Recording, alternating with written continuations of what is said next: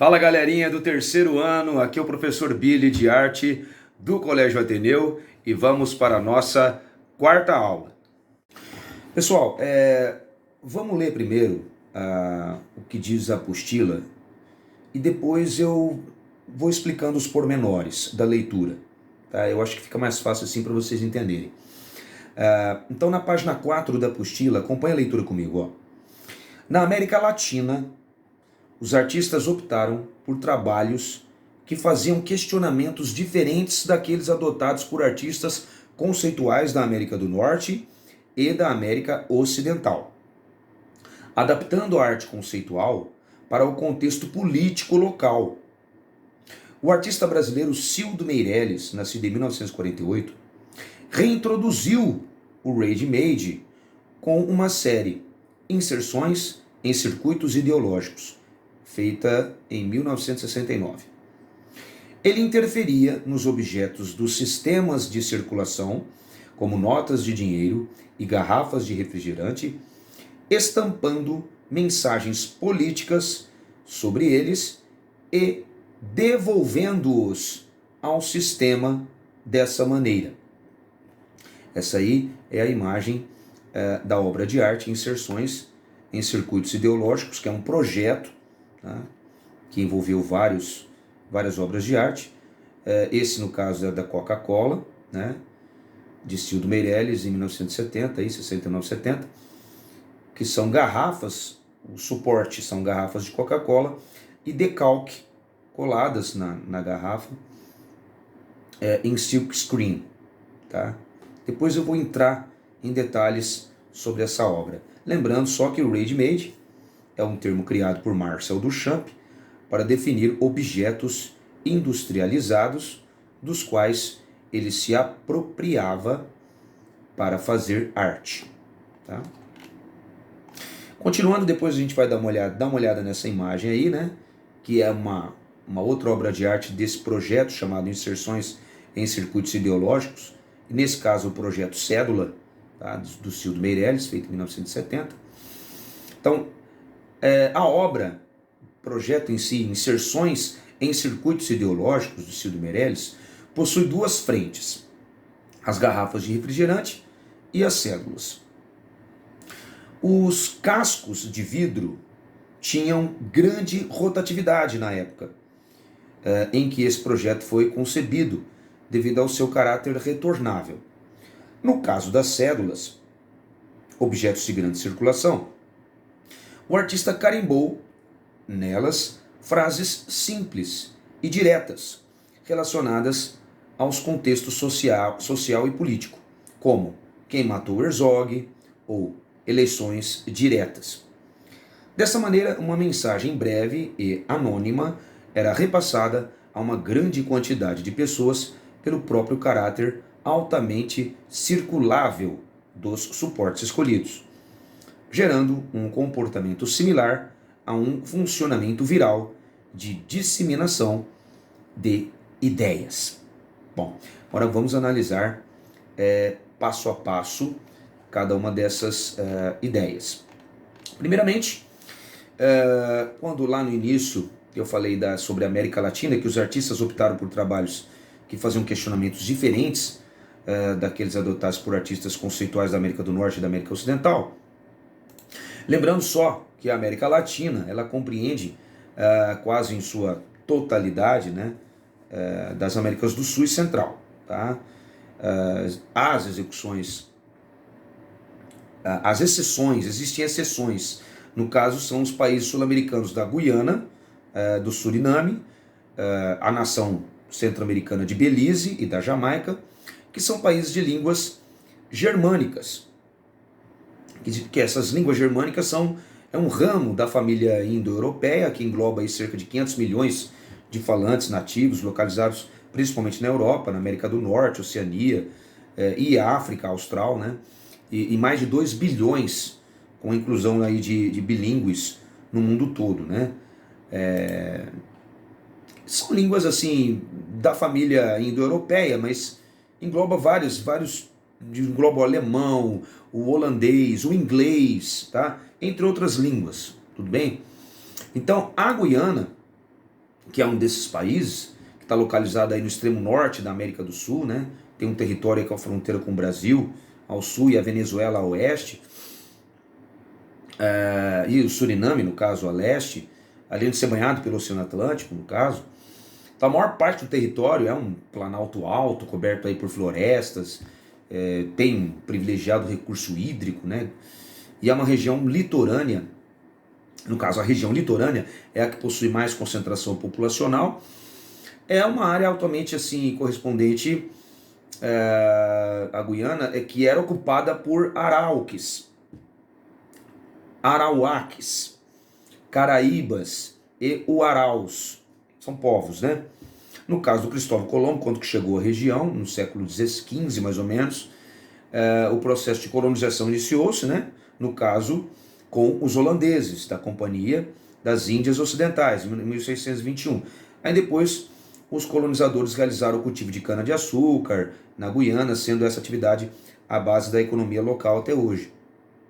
Aí só em 1814 que a Guiana passou a ser colônia inglesa, constituindo um único país sul-americano de colonização britânica. Então por isso que no caso ele não faz parte, esse país não faz parte da América Latina, porque a América Latina, lembrando que a América Latina são só os países que falam, que tem aí, vamos dizer assim, uma influência, tá, dos continentes aí que englobam a língua, vamos dizer assim, românica, que é derivada do latim, por isso que chama latino-americana, né? É derivado do latim, no caso o espanhol, a língua espanhola, o português e o francês, tá? Tirando esses países que não têm essa influência do espanhol, o português e o francês, não são países latino-americanos, como é o caso que eu acabei de falar da Guiana, que teve influência da Holanda e também dos britânicos, dos ingleses, né? Depois, o outro país é o Suriname, né? Que também não faz parte da América Latina, que, assim como as Guianas, foi habitada aí por índios, né? Os arauáques, que eu falei, e também os tupis e os caraíbas, região do Caribenha, né? Antes da chegada dos espanhóis, e os ingleses foram os primeiros que se estabeleceram nesse território como colonizadores aí do Suriname, tá? E a Inglaterra, em 1667, cedeu o território à Holanda, e em troca ficou com a cidade de Nova Amsterdã, que é a atual New York, nos Estados Unidos, né? Somente após o Congresso de Viena, que foi uma reunião feita pelos países que derrotaram Napoleão Bonaparte, é que a Holanda se firmou no poder do Suriname. Então tem muito a ver ali, porque são pertinho, os dois países são pertinhos, então tem uma influência muito parecida, né? Então os holandeses também plantaram cana-de-açúcar, mais tarde café, e utilizaram a mão de obra escrava, ao qual foi substituído em 1863 com o fim da escravidão. Em seu lugar passaram a utilizar a força de trabalho dos imigrantes indianos, indonésios e os chineses. Tá? Então o surgimento de uma consciência nacional foi impedido por conflitos entre diversas etnias. E só em 1975 é que o país tornou-se independente, quando trocou o nome de Guiana Holandesa para o nome atual de Suriname. Na maior parte da década de 80, o país foi governado por uma ditadura militar. Depois nós temos Belize, que é outro país, anteriormente aí conhecida como Honduras Britânica, ó a influência dos ingleses, né? Também é um país independente localizado, no caso aí, na América Central. É limitado, no caso, ao norte pelo México, a leste pelo Mar do Caribe, ao sul e a oeste pela Guatemala. A sua extensão é um tamanho equivalente ao estado do Alagoas, nosso no Brasil. E a moeda local é o dólar belizenho. Tá? E, é claro, a língua oficial é o inglês. Apesar, lógico, de ter o espanhol, mas a língua oficial é o inglês. Então, por isso, não faz parte da América Latina. Tá? Então, Belize ele conta aí com 318 mil habitantes, mais ou menos. Maioria cristã. Tá? E, bom, é a nação mais, vamos dizer, escassamente povoada, menos povoada no caso da América Central. E depois um outro país que não faz parte da América Latina é, no caso, a Jamaica. A Jamaica, que fica ali também na América Central, tá? Próximo a Cuba. E as Ilhas Caimãs ali. É considerado a terceira maior ilha do Caribe, da região do Caribe ali. A Jamaica não possui fronteira terrestre com nenhum país, tá? Então, a Jamaica é uma ex-colônia britânica também, dos ingleses, cuja independência foi obtida apenas em 1962. Atualmente o país integra aí a Comunidade Britânica, que é uma organização formada pelo Reino Unido e suas antigas colônias, tá? Em consequência da grande quantidade de escravos trazidos pelo território jamaicano no período colonial. Então, atualmente, cerca de 90% da população da Jamaica é descendente de escravos africanos. Então, esse aspecto influencia diretamente na cultura local deles, né? Com manifestações culturais, como a capoeira, né? O reggae, esse estilo musical, o Rastafari, que é uma doutrina religiosa que prega a superação da opressão contra os negros e é considerada a Etiópia, vamos dizer, a Etiópia, que é um país africano, mas é a Etiópia, que é um país da África, que sua nação é, com certeza, sagrada para os negros, né? Bom, depois nós, voltando, agora que vocês já sabem quais são os países que não fazem da América Latina, voltando à nossa leitura que a gente fez, então esses artistas optaram por trabalhos, né, que faziam questionamentos diferentes daqueles adotados, né, por artistas da América do Norte e América Central, adaptando a arte conceitual, que a gente já conversou, já estudamos, que tem a ideia, o conceito, né, que é bastante subjetiva, para o contexto político. Então eles falavam, no caso, os artistas, do contexto político naquela época, dos brasileiros. No caso, o artista brasileiro Cildo Meirelles, que é vivo até hoje, que introduziu o ready-made no Brasil, que já estudamos sobre o ready-made, né, que é a introdução de objetos, né, do cotidiano na arte. Com essa série que ele criou, das garrafas de coca e do dinheiro,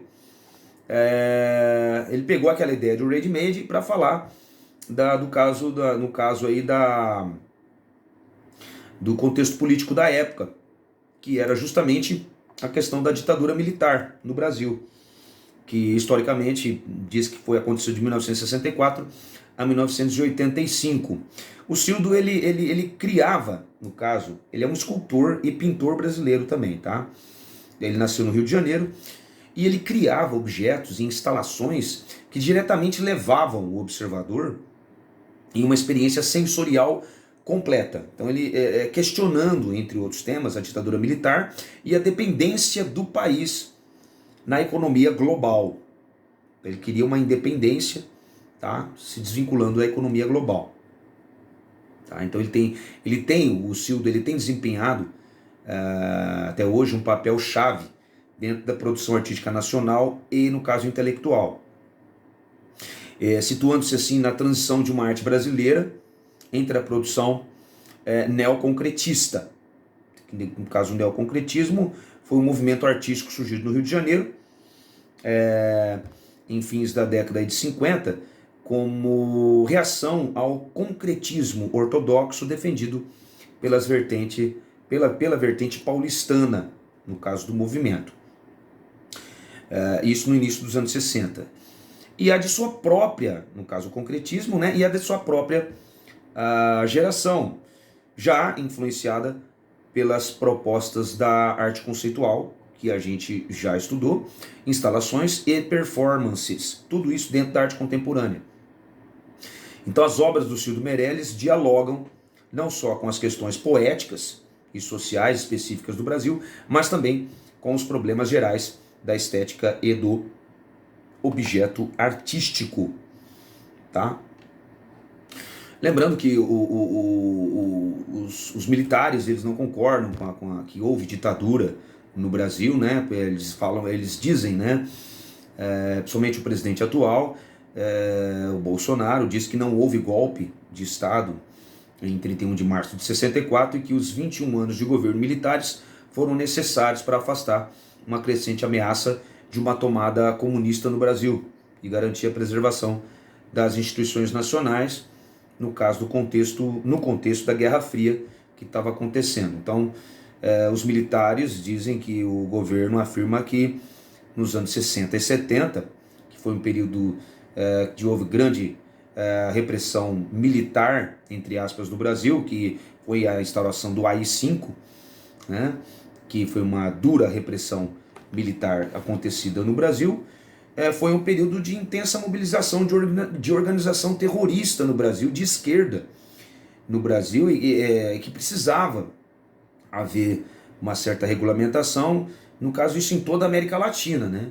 E então que a derrubada, no caso do então presidente João Goulart, como dizem que tomou o poder, foi segundo os militares, foi uma coisa que aconteceu de forma natural, com o apoio do Congresso e com o apoio da maioria da população brasileira, por conta dessas guerrilhas, desse terrorismo que estava acontecendo através da esquerda brasileira, querendo a esquerda, implantar aqui uma ditadura que era conhecida como a ditadura do proletariado. Então, só para a gente colocar os dois lados, deixar bem claro aí os dois lados da moeda e da história, né? Vamos ser justos. Bom, aí nesse caso aí do projeto Cédula, vamos olhar primeiro o projeto da Coca-Cola, tá? Vamos olhar primeiro o projeto da Coca-Cola, que tem mais a ver. Então, olha só, esse projeto da Coca-Cola, ele colocava ali, ele imprimia mensagens de opiniões críticas sobre a política brasileira, sobre o imperialismo, intervencionismo norte-americano, tá? E essas mensagens eram impressas em cor branca, que as tornava quase invisíveis, escondidas, quando a garrafa estava vazia. Então, quando a garrafa estava vazia, não dava para ler. Como era um vasilhame retornável, tá? A gente tomava, depois devolvia para ele encher de novo, né? De Coca-Cola. A gente tinha que devolver o casco até hoje. Algumas coisas, alguns cascos são assim, alguns cascos. Então, logo que eles eram cheios de novo com a Coca-Cola, a mensagem se tornava claramente visível. No caso aí que dá para ver aí. Lembrando, mais uma vez, que era um tempo em questão, no final dos anos 60, início de 70 aí, que os refrigerantes eles eram vendidos somente em garrafas, nesse caso, sendo necessários a troca do casco vazio na compra de um cheio, né? Então, o circuito informacional torna-se perfeito. No próprio signo maior do imperialismo, são veiculadas mensagens revolucionárias e críticas. Então veja bem, ele até ensina, no caso aí, numa dessas mensagens, como fazer da garrafa de refrigerante da Coca-Cola uma espécie de bomba, tá? Usada pelos terroristas, que era o coquetel Molotov, né? Um desses adesivos ensinava como fazer da garrafa um coquetel Molotov para ser usado contra os militares da época. Tá? No caso aí da nota, que é outra obra de arte dentro desse projeto, neoconcretista aí, então são vários trabalhos, né? Então que ele imprimiam frases consideradas subversivas em cédulas de dinheiro, ele retirava os artigos de circulação, interferia nesses objetos e devolvia no mercado para viralizar, vamos dizer assim, a mensagem. É como se hoje a gente usa o WhatsApp, né, e nossas redes sociais para viralizar alguma coisa. Naquela época não tinha internet, então a forma de viralizar alguma mensagem sem ser reprimido de alguma maneira, ou porque era de uma forma anônima, não dá para saber quem fez, como a ditadura não deixava as pessoas se expressarem, como é o que está acontecendo de uma certa forma hoje nas mídias sociais. Há uma certa repressão do direito de se expressar, né, pela internet. Muitos canais das Big Techs estão cerceando o direito das pessoas, dizendo que talvez sejam uma palavra bonita em inglês chamada fake news, mas quem que sabe o que é fake news, né? Então há uma discussão no Congresso Nacional ultimamente para regulamentar as redes sociais, mas está havendo uma certa discordância, né, principalmente populacional, porque fake news nada mais é do que uma fofoca, né? E quem que vai dizer o que é verdade ou não? Se muitas coisas, até na pandemia, isso foi questionado, né? Muitos cientistas divergiram entre eles sobre tratamento precoce, sobre até hoje, sobre a vacina, enfim. Então, está sendo discutido isso no Congresso. Nesse caso aqui, ele colocava nas notas de dinheiro o carimbo dizendo quem matou Herzog. Herzog foi, no caso, um jornalista que sumiu na época, não foi encontrado, e diziam que os militares haviam matado ele e consumido com o seu corpo. Então a aprovação era, no caso, exposta a um número incalculável de pessoas, que era impossível de ser controlada totalmente pela censura. Não tinha como censurar um dinheiro em movimentação, carimbado, né? Diretas já também, o que o povo queria, não queria mais o que o governo fosse governado pelos militares, queriam eleições diretas, né? Então o movimento artístico apresentava uma abordagem multissensorial, né, colocando o corpo e o público como objetos centrais da obra de arte, que na verdade eram feitas a partir de objetos banais para serem manipulados pelo receptor. Bom, pessoal, e por hoje é só. Muito obrigado pela atenção e até a nossa próxima aula. Valeu!